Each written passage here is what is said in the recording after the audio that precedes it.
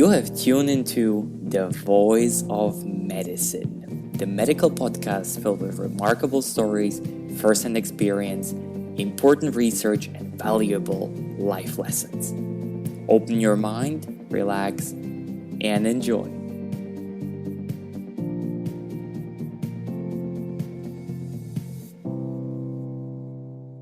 Ladies and gentlemen, hello and welcome to another edition of The Voice of Medicine. Today I have a very special guest from the US from the field of nursing. And I'm very excited about it because for a while I was looking to have a nurse on my program to have a little bit of a different perspective on healthcare. Now, Rebecca Love is from Boston. She's a senior nurse. She used to work as a director of nurse innovation and entrepreneurship in the nursing Northeastern University in Boston. At this very moment, she's involved in a couple of projects in healthcare, and we're going to talk about nursing in general. We are also going to discuss how entrepreneurship and nursing actually fit together. I will ask her a couple of questions about why anybody should become a nurse these days, and why do so many nurses leave the nursing job. And as a close-up for our wonderful talk, I'm going to ask her how she personally sees the future of nursing and what needs to be changed to ensure that in the future, everybody who needs a nurse at their bedside gets one. Rebecca, hi. Mihal, it's so great to be here. Thank you for having me. Rebecca, I would like to start, with perhaps a little personal question is, why did you become a nurse? It is actually a rather funny story because I thought I was going to be a lawyer or an attorney. And I had gone to school and I had a degree in international relations from Boston University. And I was on my way to law school and doing all my applications. And my father is an attorney. My mother is a nurse. And she got on a plane and came out to Boston and took me to dinner. And in the United States, graduate school is horrifically expensive. I think you may understand that when you look at the U.S. system, our education systems are very expensive. Yeah, we heard about how horrendous the fees can be for a college. Yeah.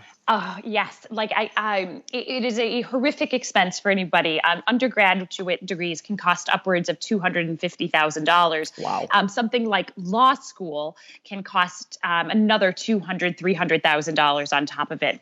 Same with a nursing education. So these things are very, very expensive. So my mother flew out and she said, you know what? Your father and I had a long conversation and we do not believe you should be an attorney. We believe you should be a nurse. And I remember looking at her and thinking and saying back to her, Mom, I see what you do as a nurse, and I feel challenged to go into this profession because of where it sits in healthcare. And she looked at me, and at the time I was working on a presidential campaign, very closely involved with politics. And the topic of healthcare, universal healthcare, was definitely an issue in the campaign. And she said to me, well, you know what, Rebecca, we have a lot of strong leaders in law. And she said, but we don't have a lot of strong leaders in nursing. And I want you to reconsider nursing school. So I stepped back and I started to look at the debate that was going on. And the topic of healthcare was really important to me. And so I ended up applying to one nursing school. And they said, you're not going to get in. It's a 2-year waiting list. And lo and behold, I got a letter of acceptance literally 4 weeks later. And I saw it as, you know what? I should be a nurse. But actually, I went into the master's program, which was in the United States, we have, for people who have an undergraduate degree, you can go into a program that will take you to be a nurse and then immediately into the level of a master's prepared nurse or a nurse practitioner. So I became a nurse largely because my mother encouraged me to do so and said that we had to have stronger leaders in nursing. I understood from looking at the perception of where nurses sat in healthcare and the debate in healthcare that how can you preach to the choir if you're not a member of the choir to drive important changes. I understand. So it was this, motivational input from your mom that changed your mind, and then, from then on, with a little bit of luck, you got into the program, and are where you're right now. Well, it's amazing. Would you recommend anybody who was now also at the verge of a decision like that, would you tell them if they had to decide become a nurse, and if so, why? So I do think that there are significant challenges facing the current situation in nursing in the United States and globally. That is a problem for the future of our profession. So I do believe that if I that's so funny because I get requests from a lot of people to talk to mostly their daughters about becoming nurses on a regular basis. So I believe that nursing is at a cusp of an opportunity to change the definition of what's possible in nursing going forward. And I think it needs to happen. And if you want, I could sort of explain some of the statistics of the current market of nursing in the US that might give some background on why I hesitate to say yes or no quite to that question. Does that work for you, Michal? Oh, please, yeah, definitely. You can also sum it up in sort of way, what are, the 3-4 biggest problems that nursing actually has right now, which would be the reason why you hesitated. Yes, yeah. So, well, in the U.S., for example, we have 4 million nurses in the United States, which is massive workforce. It's the largest in healthcare. Of that workforce, 50% of our nursing workforce is over the age of 55. 70% of our workforce is over the age of 40. So it's an aging demographic drastically. But the scariest statistic is that a new study that came out shows that 57% of our new nursing graduates are leaving the bedside within 2 years of practice. Wow. The largest exodus of any profession. Yeah. They come work for 1.5, 2 years, and then they leave forever? Yes. That's horrible. They are. And I just left a conference with 3,000 nursing students, and I knew looking out at them that in 2 years upon their graduation, they would be likely gone from the hospital system and the bedside. And we're seeing a substantial number leaving nursing altogether. So this environment of what's going on in healthcare is that in the United States specifically, we're a society that you pay for your healthcare. So healthcare is very costly. So we're reimbursed by private insurances. So people are now in the hospital that are much sicker for shorter periods of time. But the level of acuity of these patients is so high that as a nurse, you don't sit down, you don't eat, you don't go to the bathroom on a 12-hour shift because the acuity levels are so high in our hospitals today. So you run from one patient to another all the day. You do, and it's also we've become in the United States, and I'm not so sure if the same is in Switzerland. We've become a very technologically focused workforce. So we have electronic medical records, which in the United States were built off of a billing platform. So we're charting to make money. But it's not necessarily charting to care, if that makes any sense. So nurses are now spending 4 or 5 hours a day of a 12-hour shift behind a computer just so to help make sure that the hospital is generating the revenue they need to keep the hospitals opening. So it's a very stressful situation. So it's a lot of administrative tasks as well, which are, additional strain on the nursing force. Okay. So why I say I hesitate, though, or why I still am not necessarily saying no, because I think the current work environment is absolutely devastating to most nurses when they get out there. And I find a nurse, any bedside nurse would be remiss to tell you that it would be different in the United States. And I think that's obvious across all of our 50 states in the U.S. However, I think when you and I connected, it was because I had done a TED Talk regarding a new movement that's going on in nursing, which we refer to as nursing innovation, which is to recognize the power that nurses has had across the history of healthcare and also in the future. For healthcare was not designed around how nurses operate. So nurses by the bedside are what we say in the U.S. are doing workarounds. Do you refer to that as workarounds in Switzerland as well? You really caught me off guard. I have no idea. Okay, no worries. So a workaround is when basically a system doesn't work the way you need it to. So you innovate to make sure that it becomes more efficient or works better for you or the patient. So for an example, if you have a tubing that's not working correctly, you use a roll of tape to manipulate the tubing to work better for you. We call that a workaround. So nurses are doing this constantly by the bedside, making things more efficient.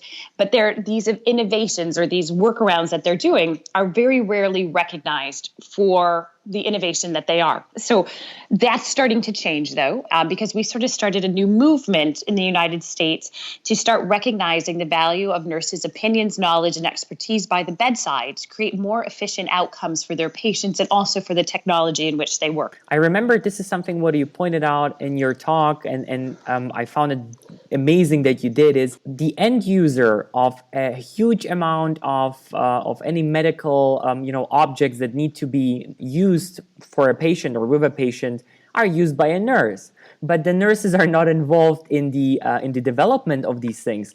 And I just thought to myself, well, this is crazy. Imagine if Apple was, making a device and never asked the customers, hey, how do you like the screen? Should we swipe? Should there be a keyboard? And then, you bring it to the customers and go like, there you go, use it. Nobody would buy that. That is exactly it. That so many devices never engage the end user, which is the nurses. And we're the end users of nearly every medical product on the market.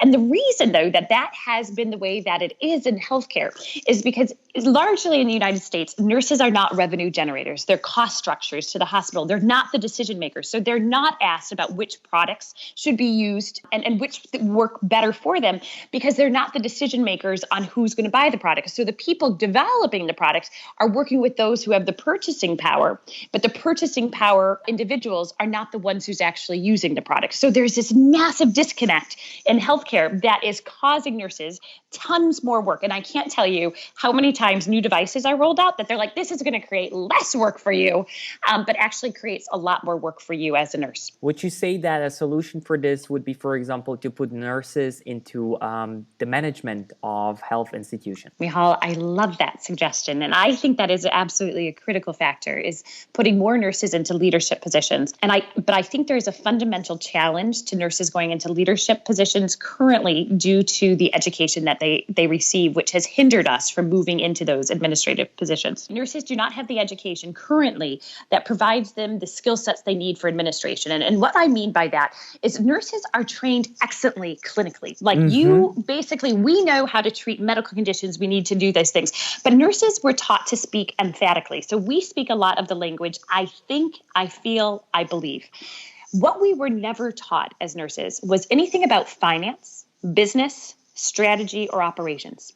So when we make an argument, it's like, oh, I believe that if we did this, this would lead to better outcomes. A person in administration is going to say, okay, but what's the data behind this? What is the financial implications? And nurses suddenly have no idea what that means. They get very confused or they get intimidated because although probably in their home lives, they're managing all the finances for their household, they've never been taught the skill set or the language by which to make these arguments. And that is what has been missing, I think, a lot from our nursing education system is we were never taught the business of healthcare. We were never taught what it takes to make a business efficient. And the truth is, especially on the US, it is the business of healthcare. So if you can't speak to the language of costs and revenue and impacts and data and outcomes, it is very, very hard for them to take a leadership position or be given a seat at the table. So you got to speak the language of the management, to be in the management and to pitch them the ideas that you believe are really for the best for everybody. I understand now. Okay. But that is something we hope will change. We hope that nurses now start. What happens is I think there's a big shock to many of our nurses in the United States is when they learn that we are part of the cost as opposed to the revenue generators in hospital systems. In the United States, a nurse's value in healthcare is as valuable or is as rolled into the room and board of somebody living in the hospital. So when we do a wound change or we hang a new IV bag, the physician, because they wrote the orders, generates revenue for that, where we do not generate any revenue for the hospital. So they see it as a cost to the hospital. Nursing is seen as a cost. So many of my nurse managers have mentioned that they'll get phone calls from the CFO, the chief financial officer of the hospital, and will say to them, last quarter, the past 3 months, you had 2 FTEs, full-time nurses, over your allotment. and you cost the hospital too much money. So the nurse managers have to go back and say, thank you for this email. But when I actually looked at the level of acuity, how sick my patients were, based on the level of acuity, it demanded more nurses to provide that care. And actually, the level of acuity increased the amount of billing we did for that floor to cover the costs of those additional nurses. But that's how healthcare is being run in the United States today, if that makes sense. It may seem completely foreign over in Switzerland and the UK, that's how minute we come to in regards to details of cost versus revenue in the US system. But it is a fundamental decision-making point within our systems. So I see a sort of a, double blindness here. So on the one side, I see nurses who are lacking this, the management skills, or perhaps, some basic economical understandings that they can, explain the management, their ideas in a better way. But then on the other hand, you have the blindness of the management, or the inability to understand, the practical side of the nurse's job. So exactly, for example, as your colleague said, that something was just acute, enough to have an extra workforce there. So I guess it would be good to start on both ends, and shorten the distance or the gap that there is right now, especially in the communication. I love that idea. And I think that that is a direction that we both have to start understanding each other's languages better. And it is, and I think that it is going to take a significant lift, both within our education systems of those who are going into administrative tracks in healthcare that are non-clinician based, and also our nursing and our physicians, to start gaining a better understanding of the business side so that they can speak the same language. Absolutely, Michal. So we discussed right now the relation between management and nurses. I would be very interested, how is the relation in the US between doctors and nurses? And maybe you cannot generalize, but from your own perspective or experience, your colleagues. I just had a conversation with a large group of my colleagues about the relationship between nurses and physicians within the United States. Mm-hmm. And there was a very interesting conversation that was presented, because we exist in a very hierarchical structure in the United States, where nurses fall under physicians for pretty much all decision-making capabilities, for following orders. There is, of course, some independence, largely dealing with the mental well-being and understanding the patient. We take more of a holistic approach, but we can't make independent decisions on any kinds of treatments or medications or anything like that. So physicians are definitely at the top of the hierarchy, and nurses are seen as a supporting solution to do the work of the physician. Now, with that being said, there is excellent working relationships. I would say that nurses have a tremendous amount of respect for their physician colleagues, and I also think that is true on the vice versa. But just from the system of healthcare in the United States, there is a natural, in any hierarchical situation, there is always a struggle for recognition and respect between the two. And one of the things that our colleagues brought up, we were talking specifically on the nurse practitioner track, which in the United States a nurse practitioner can have almost the same scope of practice as a physician without physician oversight, and it's caused significant tension. But one thing that one of my colleagues said to me is that her physician colleague said to her, in the world of medicine, there is only one entry point into medicine. Every single physician that is going to be called a physician has to go through medical school. In the United States, in nursing, we have several different avenues to become a nurse. So we have things that are an LPN, an RN, a BSN, an MSN. So you can come into nursing multiple different ways. And there is a question about the rigor of which nurses are educated that is not at the same level of rigor as a single entry point into the profession. And to me, that was the best understanding that I've ever had, to see the viewpoint of my physician colleagues who, as a nurse practitioner that I was for years, I always felt undervalued or did not believe my skill sets were qualified to be delivering the care that I was doing without physician oversight. So that to me has been a new perspective. And how is the relationship that you see across Europe between physicians and nurses? Well, that also, I think, varies, on the countries. And I cannot really talk about, countries like Spain, Greece, or even the northern countries, Norway, Sweden. I have never been there into the hospitals, but from what I've seen in the countries that I've been to, so for example, my country of origin, Slovakia, I can tell you that there it's an extremely hierarchical structure where the nurses are basically following the doctor, up to the dot. So the doctor says something, is almost like a law, and it needs to be abided. I think there is also tremendous respect, perhaps also some, with mixture of fear. Doctors just have a reputation. I would say here in Switzerland or in Germany, yeah, there's also a solid hierarchical structure. However, I think depending on how long the nurses work there, I think it's the whole context is more humane. A lot of physicians understand that when they leave, all what is going on after that rests upon the shoulders of the nurses. So I guess in general, they're treated well. I also believe that because there is a shortage of nurses. Just like you have it in the US, so do we in Europe. A lot of people understand that you need to treat people well, otherwise they will just leave and go somewhere else. Yes. And I think that any surgeon in the hospital or any physician in the hospital recognizes that it's the nurses that run the floors, right? That take care of the patients, because the nurses are there the 23 hours a day. A physician is not by the bedside, managing and keeping patients alive. And also in that sense, working autonomously to make sure that they're able to make decisions to keep that patient alive within the scope and boundaries of the level of, the kind of protocols that they had put in place. So there is definitely that ability. It's I think that inherently in the United States and probably in the across Europe as well, it's exactly who is in that space equally respected. So we're definitely seeing the same system in both places, as you're saying, Switzerland and the United States.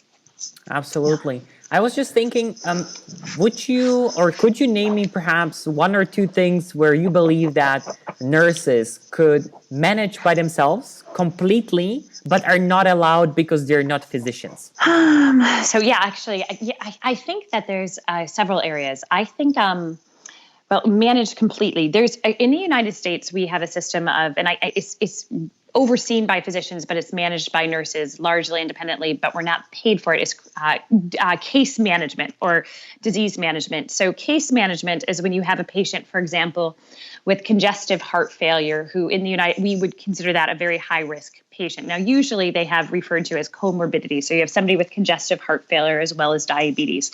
And your goal is to prevent that person from going into the hospital, right?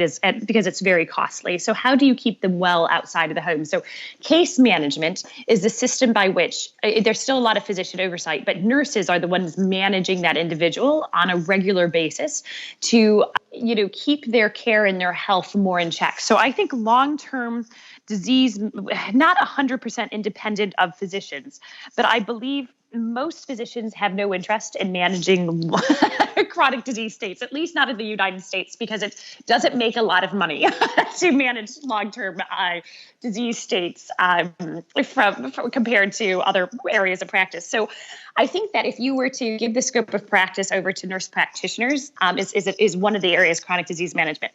The other, I believe, is primary care, which is usually preventative care. It's the pre-screenings, it's primary care. Somebody comes in with a sore throat, they're diagnosed.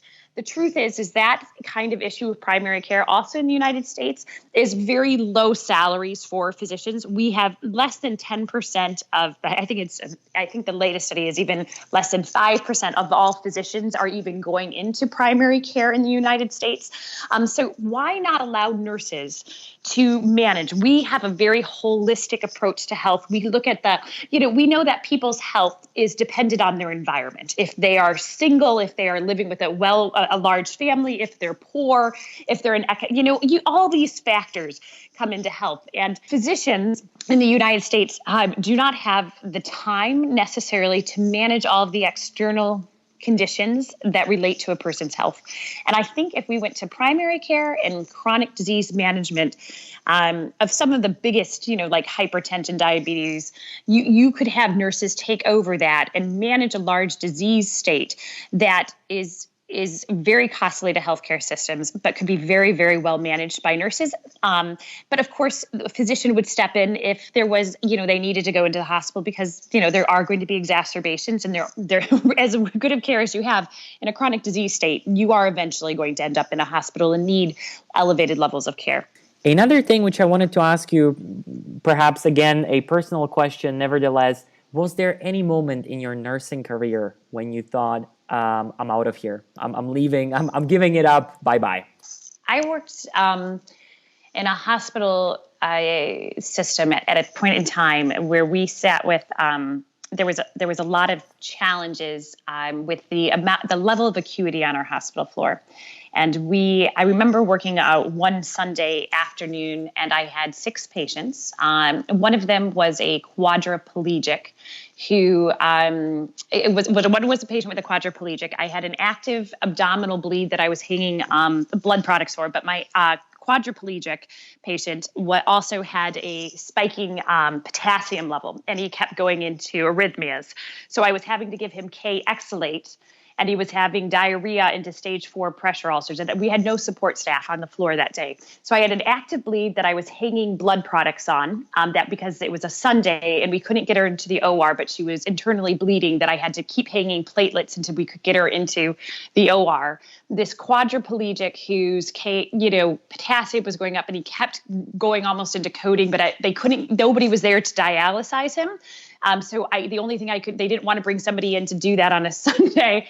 And that was one of the situations. And then I had a psychotic patient who kept tearing out all of his lines and his catheters, and he was 500 pounds and running around the floor in his Johnny. And then I had 3 other patients on top of that.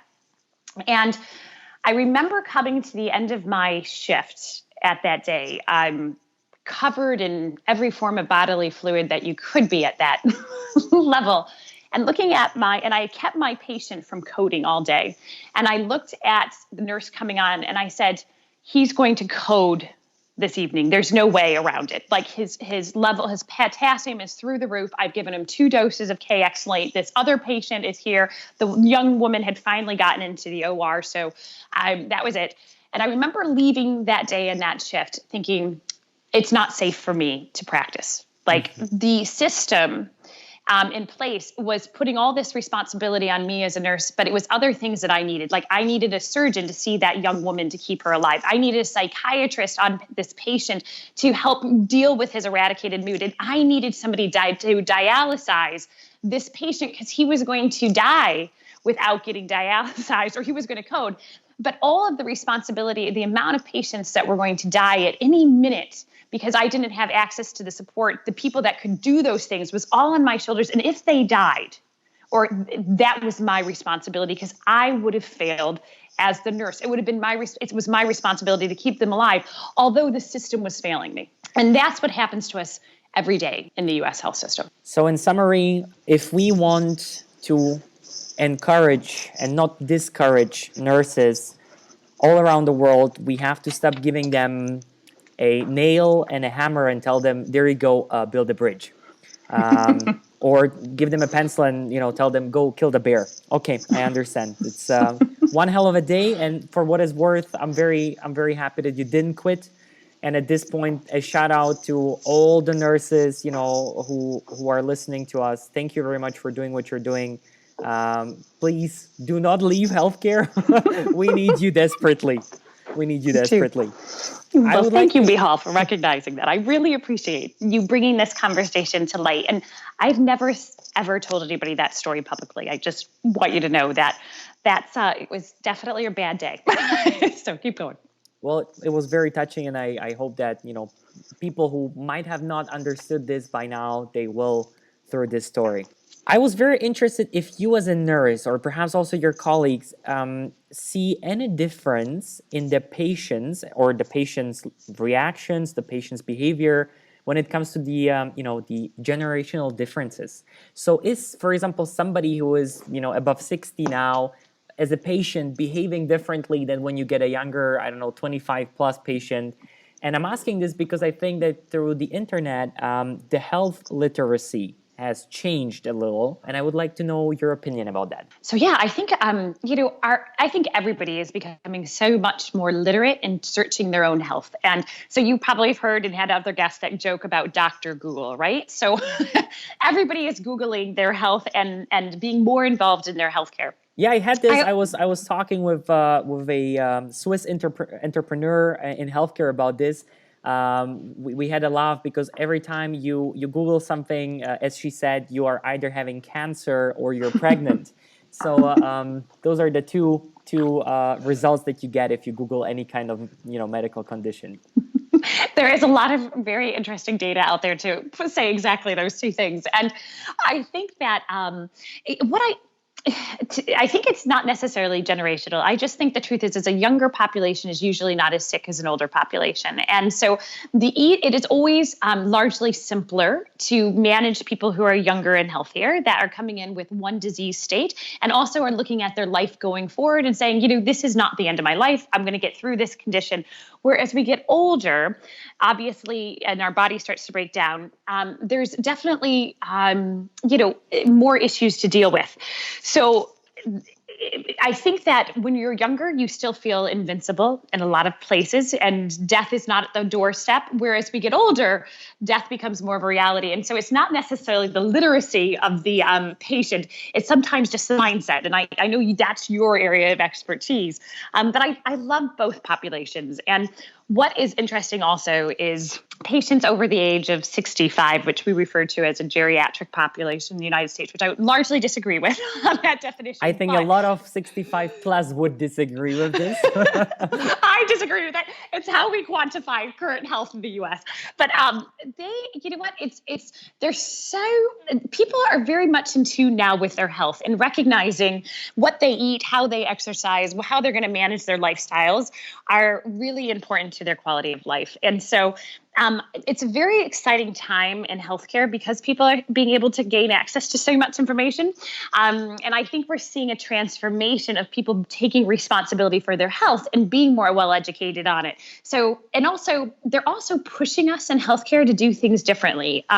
Patients will come in and suggest treatments because they've read about them, which sometimes is a really good thing in healthcare because if you run out of options, why not try something new? And patients now are able to do that with access to the internet. I said it was the last question, but I'm having a lot of fun, so I'm going to come up with another question. That will be really the last. Could you perhaps tell us one funny nurse cliche, which is absolutely not true about nurses? Yeah. In the United States, we say that RN stands for refreshments and narcotics. As opposed to registered nurse. And we strongly feel in the United States that being an RN does not mean that your job is to get refreshments and narcotics for patients. So that's one of the big cliches that we have in healthcare today is that, we have a movement in the United States that's driving everything towards patient satisfaction scores. And that's a KPI or a measurable on nurses. If there's low patient satisfaction scores, it hits nurses, not physicians, with regards to reimbursement rates to hospitals. So when we found out that patient satisfaction scores were largely being measured because on the outcomes of how people liked their food, as opposed to if they came out of the hospital alive, and if they got their pain medicine within 5 minutes of them doing the call bell, the joke became that RN really stands for refreshments and narcotics, and the rest can go out the window. I'm telling you, Rebecca, the minute I stumbled upon the TED Talk with you, I knew, okay, I need to talk to you, and I hoped very much that you would, say yes to the invitation, because the thing I've been missing also on my podcast, and I don't know why, but the Swiss nurses didn't want to talk to me. They don't. So I was like, okay, I'm trying to change something around here, but no one wants to talk to me. So like, okay, I need somebody from overseas, who is a little bit more, brave and can speak up about certain things and issues. So I was happy that you accepted the invitation because I really wanted to have a nurse's perspective on healthcare on the podcast, finally. Well, I love it. Thank you very much, Rebecca. It was a pleasure to have you on the show. Thank you again. Mihal, it was wonderful. Thank you for having me. This was The Voice of Medicine. Make sure you tune in next time and take care.